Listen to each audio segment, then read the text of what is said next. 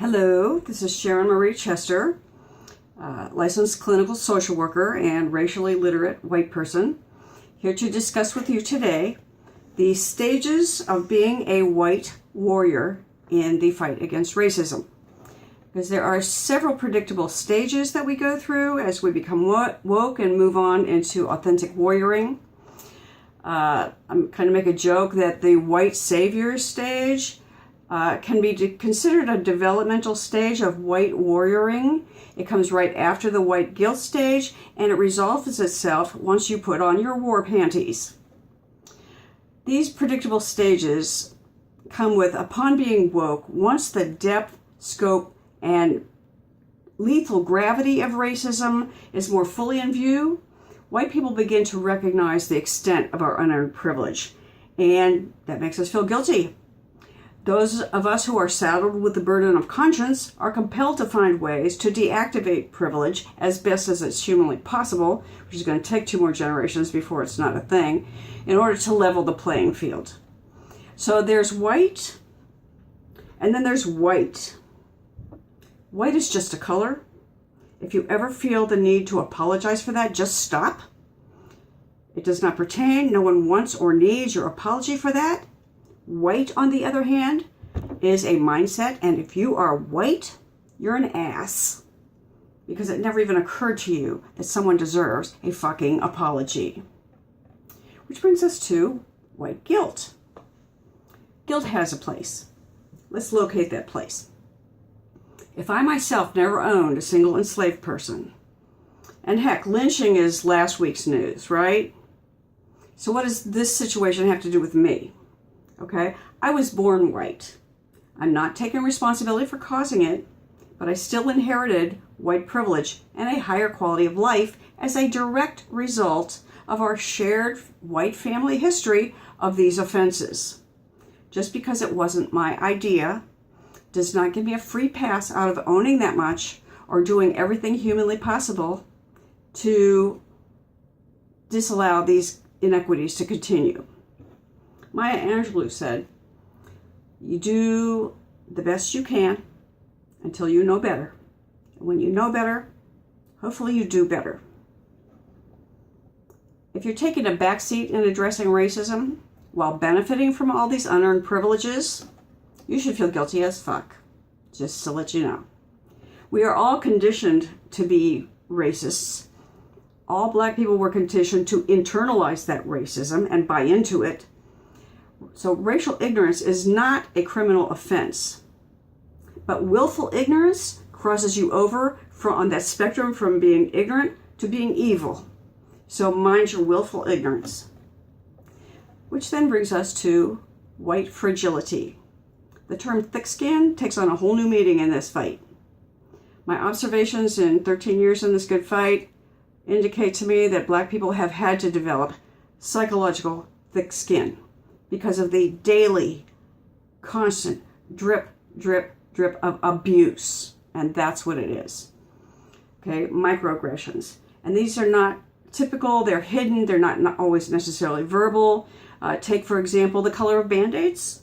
What do you think you're telling a child by saying this is the natural color of skin? What you have must be some deviation. It's subtle, it's underneath. Or that Crayola crayon that's called flesh. It's pink. What do you think they're wearing? Garbage bags? Flesh. White privilege. Blech. I mean, it's clearly evidenced by the modern day repetition of the doll tests that we're still embedding racist concepts that the black doll is the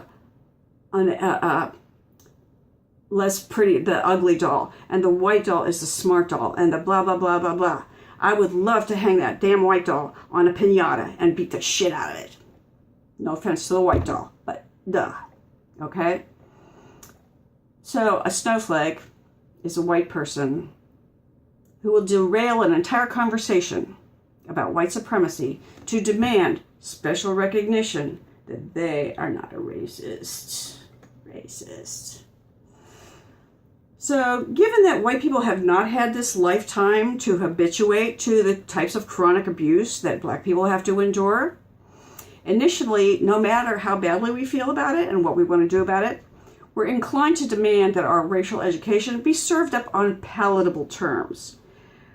That's white privilege. We don't want to hear it unless we want to hear it, how we want to hear it, when we want to hear it, where we want to hear it, in portions we want to hear, and only spoken in non-emotional tones and never directed at me. White privilege. Crock. That is the initial stages of this Eurocentric attitude that we bring into warrioring that we need to man up to. Okay? These people think that their obvious good intentions and sweetness of heart should override any errors in being racist in their attitudes, beliefs, and practices. They have not yet learned to be duly humble and accept constructive criticism without putting up a defense. You need to separate out.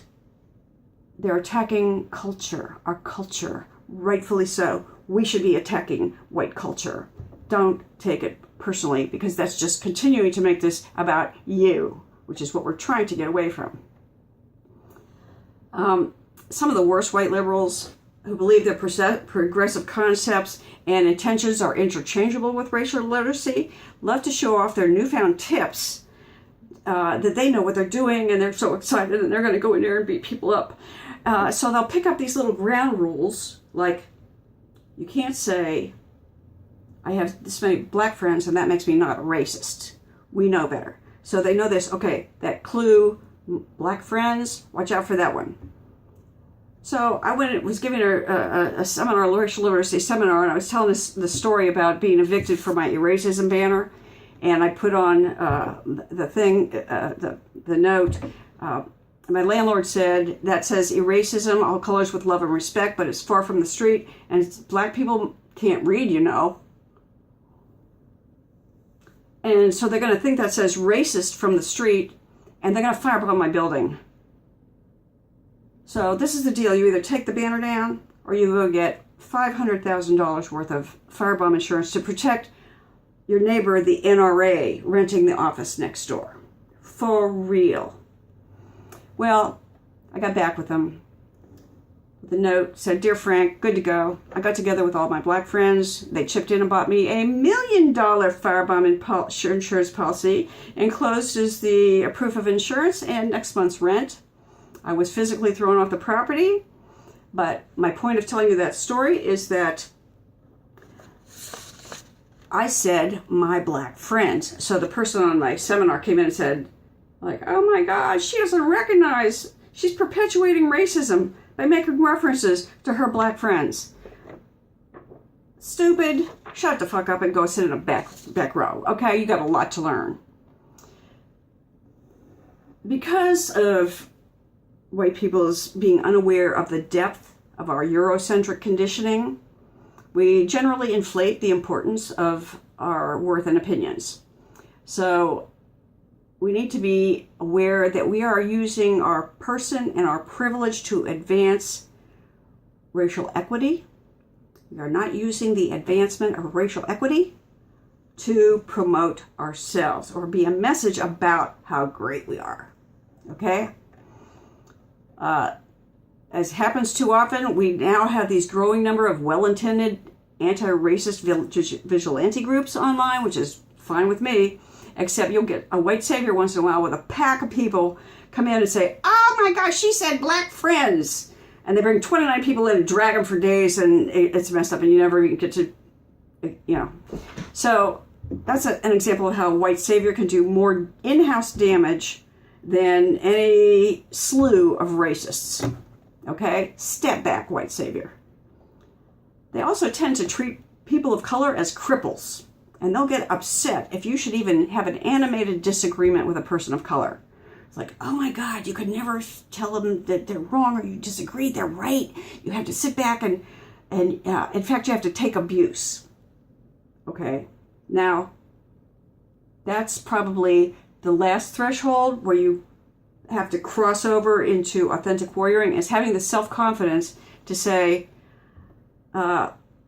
being black is not a free pass to be an asshole, especially to comrades who are trying authentically to become better.